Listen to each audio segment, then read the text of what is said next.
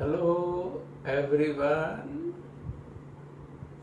welcome to crash course of competitive exam. Myself Sachin Patel, and we are start unit 13 chapter number 4 વિદ્યુત પ્રવાહની ચુંબકીય અસર. તો વિદ્યાર્થી મિત્રો, ઓસ્ટ્રેડનું અવલોકન. વાહક તારમાંથી પ્રવાહ પસાર થાય એટલે આજુબાજુ ચુંબકીય ક્ષેત્ર ઉત્પન્ન થાય, અને આ ચુંબકીય ક્ષેત્રનું સૂત્ર બાયો અને સાવર નામના વૈજ્ઞાનિકોએ આપણને આપ્યું. તો બાયો સાવરનો નિયમ ગાણિતિક સ્વરૂપ આપણે સમજીએ. યાદચ્છિક આકારનો આઈ વિદ્યુત પ્રવાહ ધારિત તાર. વિદ્યાર્થી મિત્રો, તારને સૂક્ષ્મ સૂક્ષ્મ ખંડોમાં વિભાજિત કરો, અને કોઈ એક સૂક્ષ્મ ખંડ સદિશ dl અને I વિદ્યુત પ્રવાહનો ગુણાકાર એટલે ભૌતિક રાશિ થઈ જાય વિદ્યુત પ્રવાહ ખંડ. અને આ વિદ્યુત પ્રવાહ ખંડને લીધે સદિશ r સ્થાન સદિશ ધરાવતા બિંદુ P પાસે ચુંબકીય ક્ષેત્રનું આનુભવિક સૂત્ર સદિશ dB.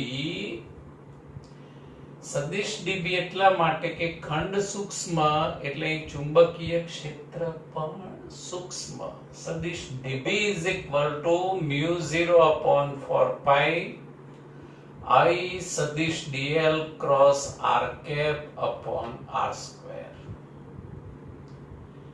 મૂલ્ય માટેનું સૂત્ર dB is equal to mu0 upon 4 pi cross ગુણાકાર છે બાળકો, એટલે કયું વિધેય આવશે? sin વિધેય I dl sin theta upon r square. હવે P બિંદુ પાસે સમગ્ર તાર માટે ચુંબકીય ક્ષેત્ર શોધવું હોય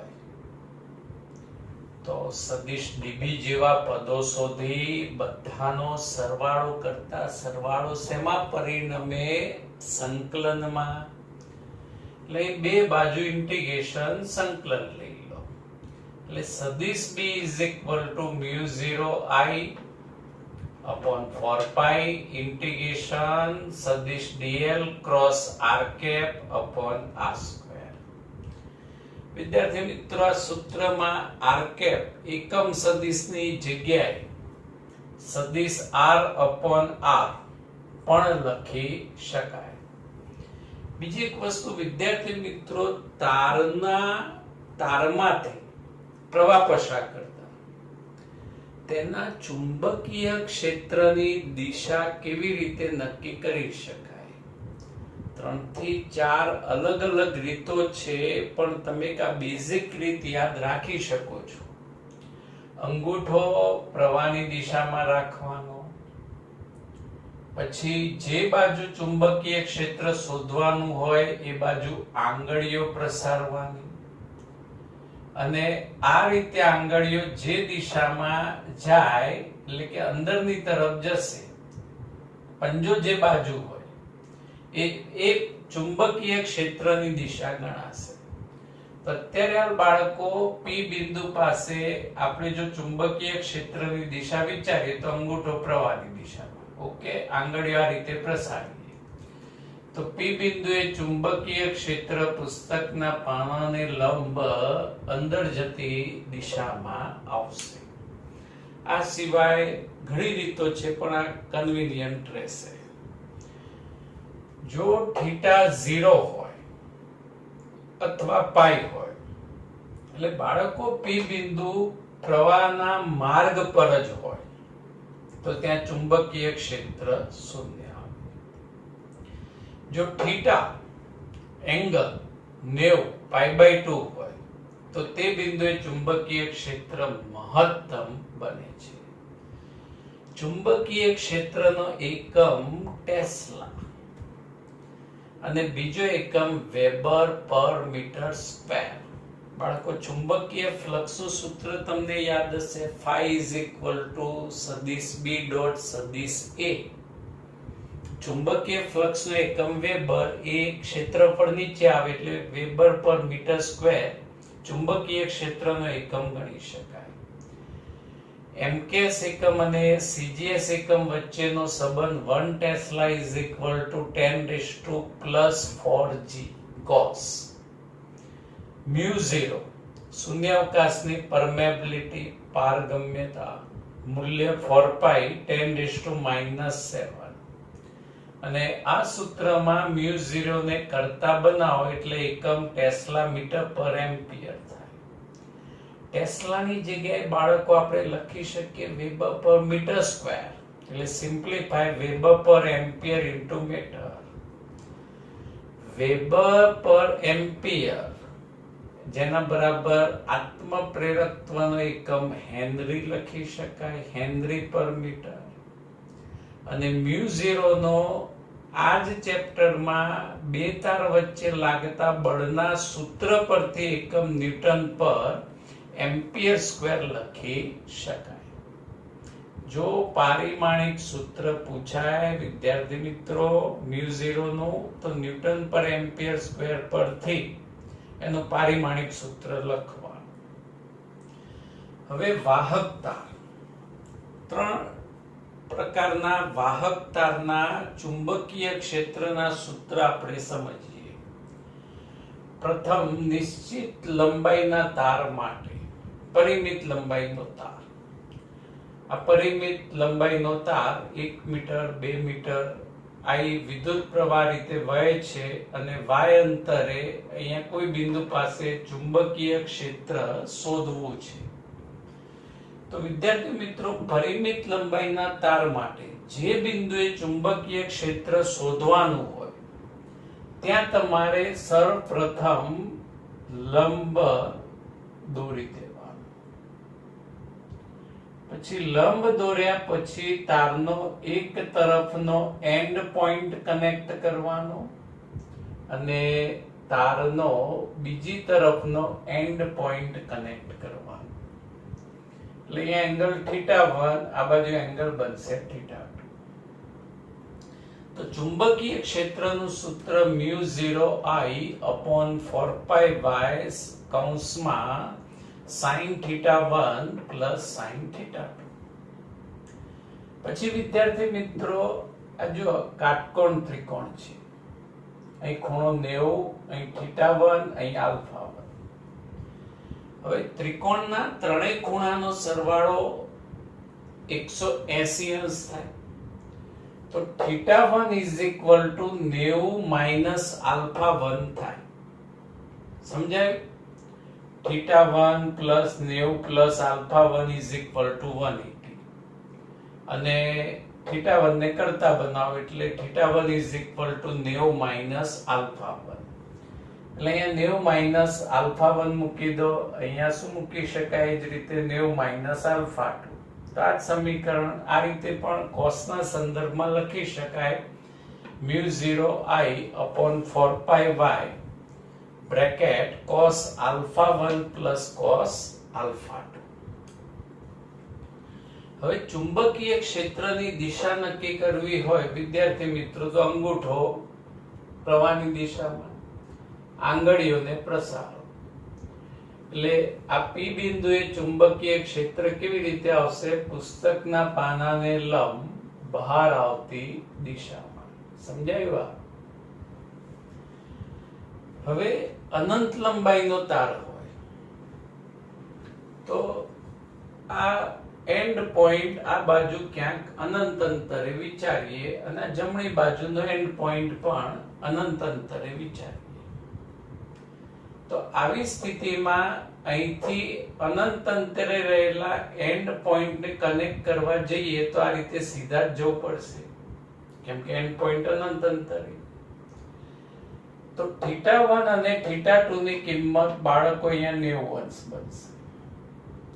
જ્યારે આ જે બે ખૂણા રહ્યા એ 0 બનશે, α1 α2. આ સમીકરણમાં θ1 90 મૂકીએ, θ2 પણ 90 મૂકીએ તો sin 90 પ્લસ sin 90 1 પ્લસ 1 2 2 2 એટલે સાદુરૂપ આવશે μ0I upon 2π y, એટલે કે b ચલે છે 1 upon pi. તો અનંત લંબાઈના તારના ચુંબકીય ક્ષેત્રનું સૂત્ર b is equal to μ0I upon 2π y, અને ચુંબકીય ક્ષેત્રનો અંતર સાથેનો સંબંધ વ્યસ્ત પ્રમાણતાનો, અને આ વ્યસ્ત પ્રમાણતાનો સંબંધ હોય એનો આલેખ હંમેશા અતિવલય આવે. હવે ત્રીજા પ્રકારનો તાર અર્ધ અનંત લંબાઈનો તાર, સેમી ઇન્ફાઇનાઇટ વાયર. વિદ્યાર્થી મિત્રો, આપણને એમ થાય કે અર્ધ અનંત લંબાઈનો તાર, તો જો એ તારની કેરેક્ટરિસ્ટિક સમજજો. તારનો આ જે ડાબી બાજુનો એન્ડ પોઈન્ટ રહ્યો એ બોર્ડ પર છે, જ્યારે જમણી બાજુ આપણે ડોટ ડોટ ડોટ ડોટ દર્શાવ્યું છે, એટલે કે રાઈટ સાઈડ નો છેડો રહ્યો એ અનંત અંતરે છે. એટલે એક એન્ડ પોઈન્ટ, એક છેડો અનંત અંતરે હોય અને બીજો છેડો પરિમિત અંતરે હોય આપણી પાસે, તો આવા તારને કયો તાર કહેવાશે? અર્ધ અનંત લંબાઈનો તાર. હવે એન્ડ પોઈન્ટ થી y અંતરે p બિંદુએ ચુંબકીય ક્ષેત્ર શોધવું છે. એટલે આપણે જે બિંદુએ ક્ષેત્ર શોધવાનું હોય ત્યાં લંબ દોરી દેવા. હવે ત્યાંથી તારનો એક તરફનો છેડો જોડીએ તો એના એજ પોઈન્ટ થશે, એટલે એક ખૂણાનું માપ શું આવશે? 0. અને બીજો એન્ડ પોઈન્ટ કવર કરવા જઈએ તો આમ સીધા જ જવું પડશે, એટલે બીજા ખૂણાનું માપ આવશે 90. હવે આ સમીકરણમાં sin 0 કિંમત 0 અને sin 90 ની કિંમત 1, એટલે આ ચુંબકીય ક્ષેત્ર is equal to μ0I upon 4π y. Semi infinite length વાયરના ચુંબકીય ક્ષેત્રનું સૂત્ર. હવે વિદ્યાર્થી મિત્રો, આપણે રિંગ નું ચુંબકીય ક્ષેત્ર, I વિદ્યુત પ્રવાહ ધારિત એ ત્રિજ્યાની રિંગથી રિંગના કેન્દ્રથી x અંતરે બિંદુ P પાસે ચુંબકીય ક્ષેત્રનું સૂત્ર μ0 IA square upon 2 bracket x square plus a square raised to 3/2. A એટલે રિંગની ત્રિજ્યા અને x એટલે ઉગમ બિંદુ અર્થાત રિંગના કેન્દ્રથી જે બિંદુએ ચુંબકીય ક્ષેત્ર શોધવાનું એનું અંતર. જો રિંગમાં n આટા હોય તો સૂત્ર b is equal to μ0 ni a square upon 2 bracket x square plus a square raised to 3/2. બાળકો, સૂત્ર એનું એ જ, ખાલી ગુણ્યા n કરી દેવા. હવે રિંગના કેન્દ્ર પર ચુંબકીય ક્ષેત્રનું સૂત્ર મેક્સિમમ MCQ માં સૂત્ર ઉપયોગમાં લેવાશે. p બિંદુ ધડામ દઈને કેન્દ્ર પર લાવી, એટલે x અંતર 0 થઈ જાય, એટલે એ x0 મૂકી દો તો સિમ્પ્લિફાય થશે b is equal to μ0I upon 2a. તમે આ રીતે સૂત્ર યાદ રાખી શકો છો, μ0I upon 2 ગુણ્યા ત્રિજ્યા. હવે n આટા હોય તો ચુંબકીય ક્ષેત્રનું સૂત્ર b is equal to μ0 n આટાની સંખ્યા I છેદમાં 2a 2 ગુણ્યા ત્રિજ્યા. હવે x ગ્રેટર દેન a માટે આ જે x અંતર રહ્યું, એટલે કે આ p બિંદુ રહ્યું, એ ખૂબ ખૂબ ખૂબ દૂર લઈએ તો x ખૂબ મોટું તો એના કમ્પેરમાં એની કિંમત કેવી થઈ જાય? ખૂબ નાની, અવગણી શકાય તેવી. એટલે છેદમાં a સ્ક્વેર ને અવગણતા. વિદ્યાર્થી મિત્રો, એટલે અહીંયા mu 0 ia square upon 2 x square raise to 3/2 એટલે x ક્યુબ. સૂત્ર તૈયાર થઈ ગયું, પણ ચેપ્ટર 5 ના સંદર્ભમાં અહીંયા એક સૂત્ર સાબિત કરીએ. અંશ અને છેદને પાઈ વડે ગુણી દો. હવે પાઈ a સ્ક્વેર એટલે ત્રિજ્યા. હવે પાઈ a સ્ક્વેર એટલે રિંગનું ક્ષેત્રફળ કેપિટલ. ફરી પાછા અંશ અને છેદને 2 વડે ગુણી દો અને i ઇન્ટુ a. યાદ આવે છે ia ને શું કહેવાય?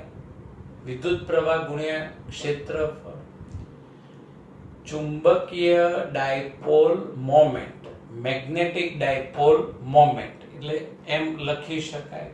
એટલે આ સમીકરણમાં મ્યુ 0 આ 2 ia ની જગ્યાએ m નીચે 4 પાઈ x³ લખી શકાય. અને બાળકો આ સૂત્ર આપણે શેના માટે લખતા યાદ છે? ટૂંકો બાર મેગ્નેટ્સ હોય, નાનો ગજિયો ચુંબક હોય, તો ચુંબકની અક્ષ પરના જ કોઈ બિંદુએ ચુંબકીય ક્ષેત્રનું સૂત્ર થયું. હવે રિંગની ત્રિજ્યા જેટલા જ અંતરે અક્ષ પરના કોઈ બિંદુએ ચુંબકીય ક્ષેત્ર. વિદ્યાર્થી મિત્રો, આ x ઇઝ ઇક્વલ ટુ શું લઈ લેવાનું? a. રિંગની ત્રિજ્યા x is equal two a. તો સમીકરણમાં x ની જગ્યાએ a મૂકી સિમ્પ્લિફાય કરો એટલે સાદુરૂપ આવશે મ્યુ 0 n i. n આટા અહીંયા કન્સિડર કર્યા અપોન 2⁵ ઇન્ટુ a. અને હવે રિંગના કેન્દ્ર અને અક્ષ પરના કોઈ પણ બિંદુએ ઉદ્ભવતા ચુંબકીય ક્ષેત્રનો ગુણોત્તર. એટલે આ બી સેન્ટર અને અક્ષ પરનું કોઈ ચુંબકીય ક્ષેત્ર એટલે આ જે બી સૂત્ર અને એ સૂત્રનો ગુણોત્તર લઈ સાદુરૂપ આપવાનું. એટલે બી કેન્દ્ર અપોન બી અક્ષ ઇઝ ઇક્વલ ટુ 1 + x/a⁵ સાદુરૂપ મળશે. અને બીજું વિદ્યાર્થી મિત્રો, રિંગના ચુંબકીય ક્ષેત્રની દિશા કેવી રીતે નક્કી થાય?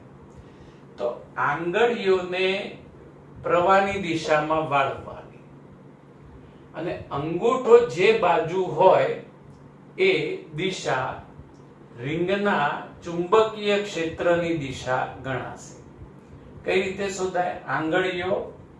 આંગળીઓ રિંગના પ્રવાહની દિશામાં વાળવાની અને અંગૂઠાની જે દિશા રહે, જે બાજુ અંગૂઠો આવે એ દિશા રિંગના ચુંબકીય ક્ષેત્રની દિશા ગણવામાં આવે છે. MCQ number 1.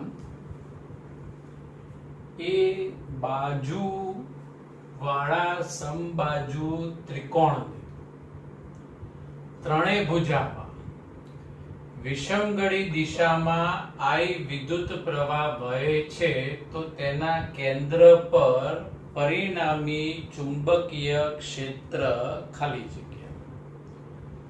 સમબાજુ ત્રિકોણ ABC.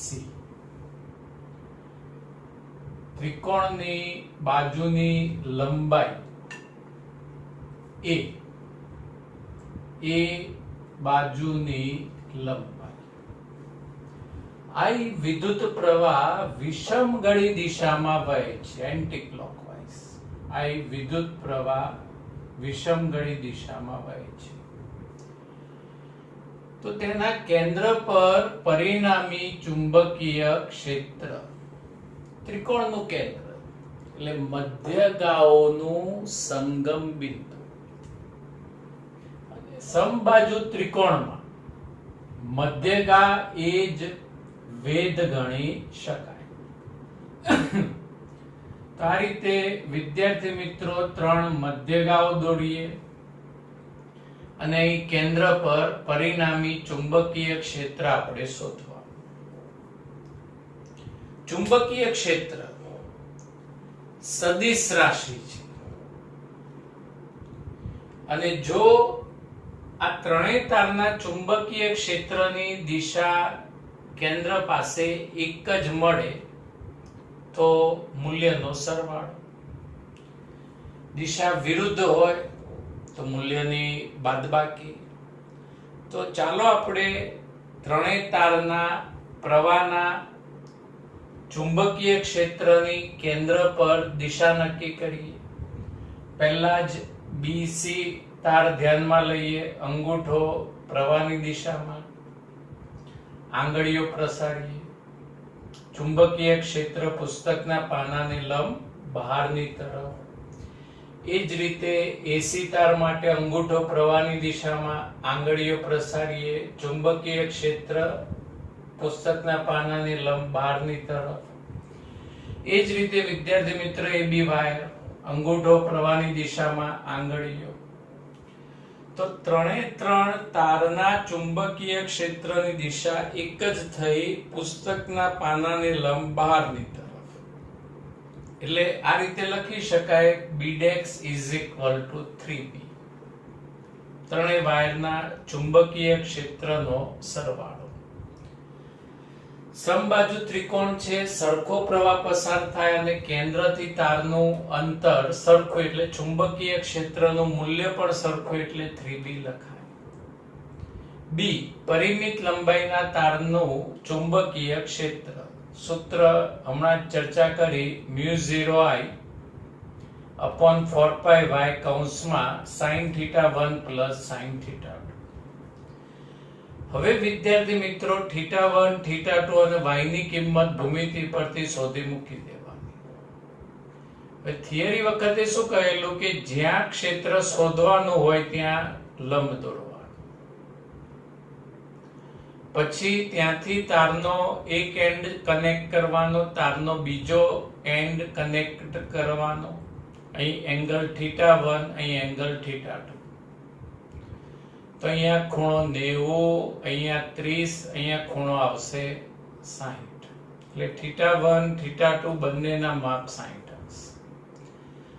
હવે આ y અંતર એટલે કે તારથી જે તે બિંદુનું લંબ અંતર y ની કિંમત શોધવી.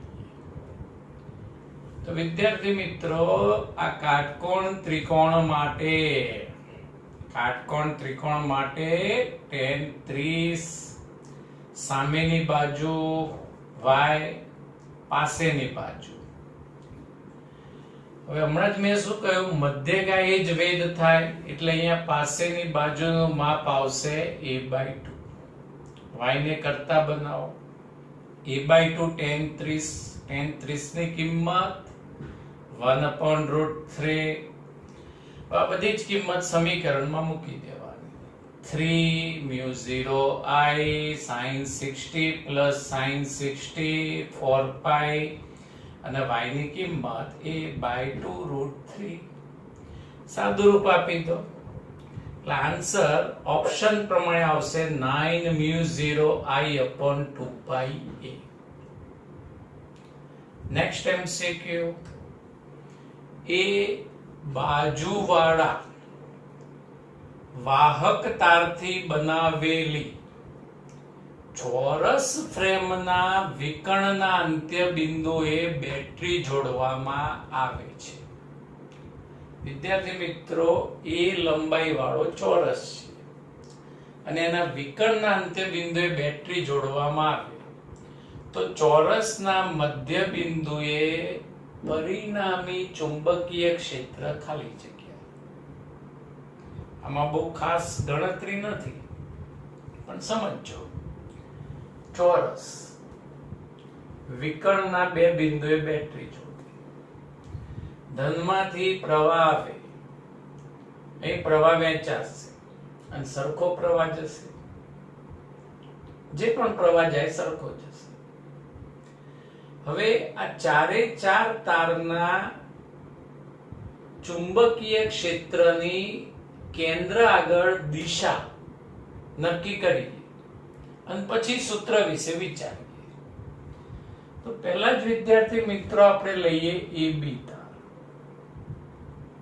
હવે એબી તારમાં અંગૂઠો પ્રવાહની દિશામાં અને આંગળીઓને પ્રસારી, એટલે એબી તારનું કેન્દ્ર પર ચુંબકીય ક્ષેત્ર પુસ્તકના પાનાને લંબ અંદર જતી દિશામાં આવશે. પછી આપણે બીસી વાયર લઈએ તો બીસી વાયરમાં અંગૂઠો પ્રવાહની દિશામાં, આંગળીઓ કેન્દ્ર તરફ પ્રસારી, તેનું પણ કેન્દ્ર પર ચુંબકીય ક્ષેત્ર પુસ્તકના પાનાને લંબ અંદર જતી દિશામાં.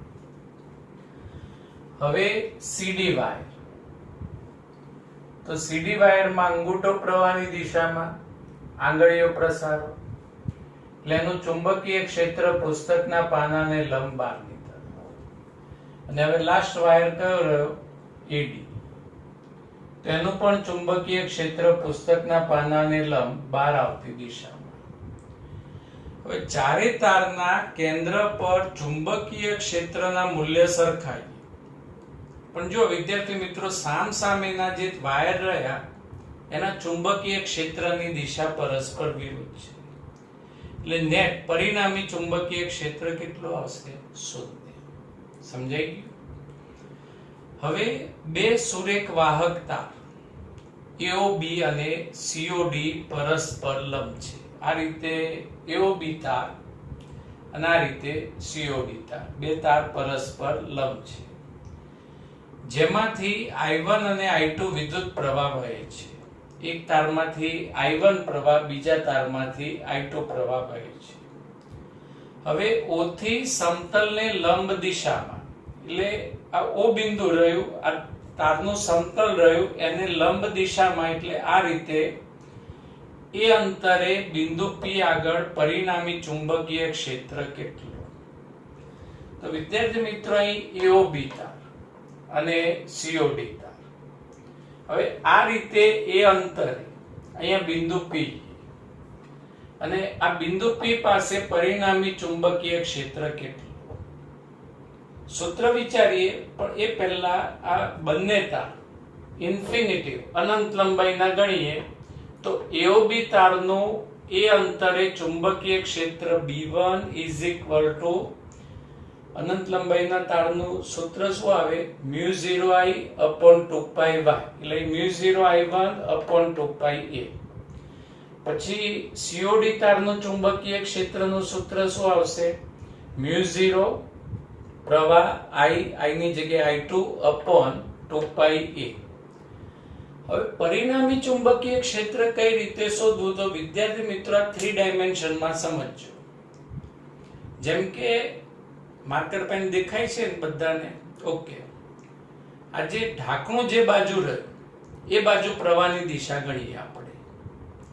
કોઈ બી દિશા યાદચ્છિક તમે લઈ શકો. ધારો કે આ AOB તાર છે તો અંગૂઠો પ્રવાહની દિશા, અને આંગળીઓને જે બિંદુએ ક્ષેત્ર શોધવાનું એ તરફ પ્રસારી, એટલે ચુંબકીય ક્ષેત્ર B1 ની દિશા તમારી તરફ આવશે, અંગૂઠો અને આંગળીઓ, અને આ પંજો આ રીતે આવશે.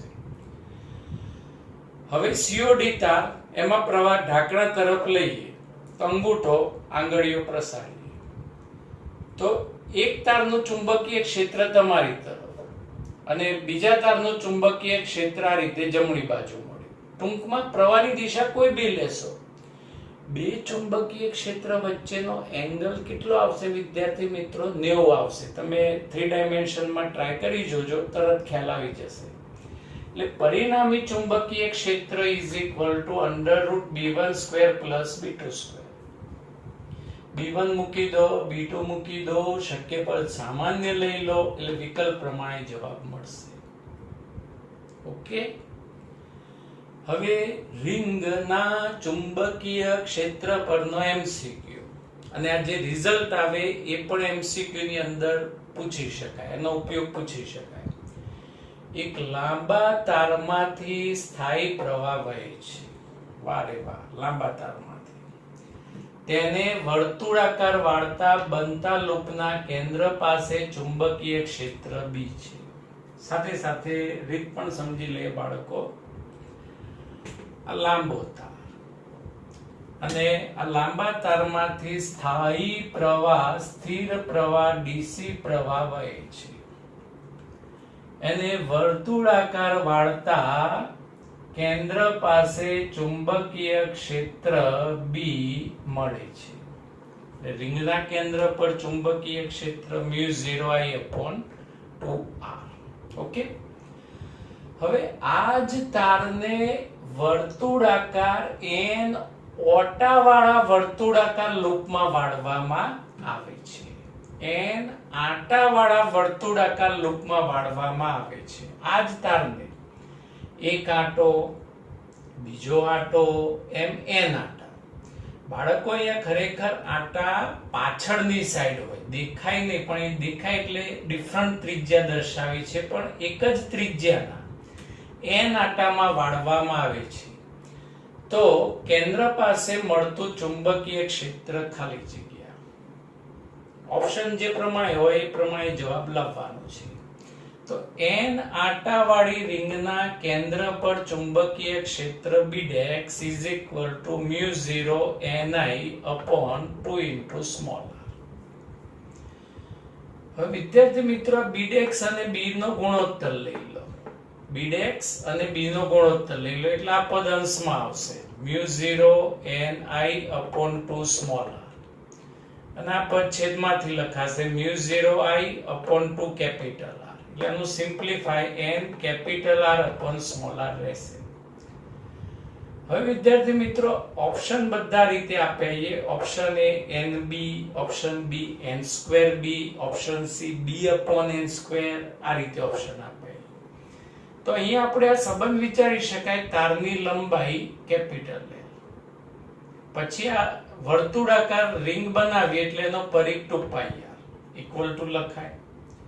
અને આ જ તારમાંથી આ રીતે n આંટાવાળી રીંગો બનાવીએ તો n × 2πr લખી શકાય. એક આંટાનો પરિઘ ગુણ્યા સંખ્યા. હવે આપણે 2π કેન્સલ એટલે capital R is equal to n small r. Okay, હવે આ સૂત્રમાં કેપિટલ R ની જગ્યાએ n સ્મોલ r મૂકી દઈએ. r કેન્સલ એટલે n² રહેશે. એટલે B'X is equal to n²B. B'X is equal to n²B. જો n આંટાની જગ્યાએ બે આંટાવાળા વર્તુળાકાર લૂપમાં વાળવામાં આવે તો કેન્દ્ર પાસે ચુંબકીય ક્ષેત્ર કેટલું? તો n ની જગ્યાએ શું આવશે? 2. એટલે 2 નો વર્ગ 4. એટલે B'X is equal to 4B. એટલે આ રીતે ક્વેશ્ચનમાં વેલ્યુ બદલી MCQ પૂછી શકાય. Okay, thank you.